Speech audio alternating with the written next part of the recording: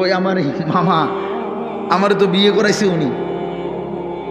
তো আমি যেদিন ঠিক বরাবর প্রথম যেদিন আমি আমার কোমরে ব্যথা, আমি প্রথম যেদিন ডাক্তার দেখাইছি আমার কোমরের ব্যথার কারণে, উনি আমারে প্রথম জিজ্ঞাসা করছে, হুজুর বয়স কত? আমি বলছি স্যার 40 শেষ হয়ে 41 শুরু হয়েছে, আরো 2 বছর আগে। তখন উনি আমারে বলছেন এই কথাটা যে হুজুর আজকের থেকে 40 পার হয়ে গেছে, এখন থেকে নিয়ে বাকিটা হায়াত রোগ শোক অসুখ বিসুখ নিয়েই বাঁচতে হবে, এর জন্য প্রস্তুতি নিন।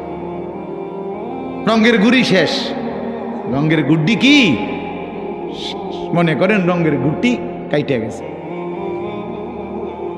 কাইটে গেছে। এই জিন্দেগি আসলেই বাস্তবতা।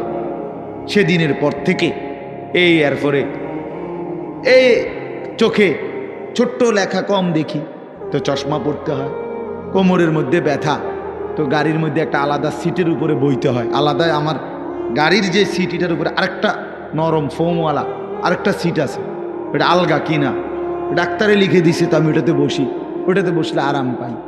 তাহলে গলার জন্য প্রতিদিন রাতে ট্যাবলেট খাই, প্রতিদিন রাতে, সারা বছর রোদ বৃষ্টি গরম সারা বছর। তাইলে কোনো ঠান্ডা, প্রচণ্ড গরমের মধ্যেও ঠান্ডা সহ্য করতে পারি না। তো আজ থেকে 5 বছর আগে, আজ থেকে 10 বছর আগে ইতান তো আমি পাত্তাও দিছি না।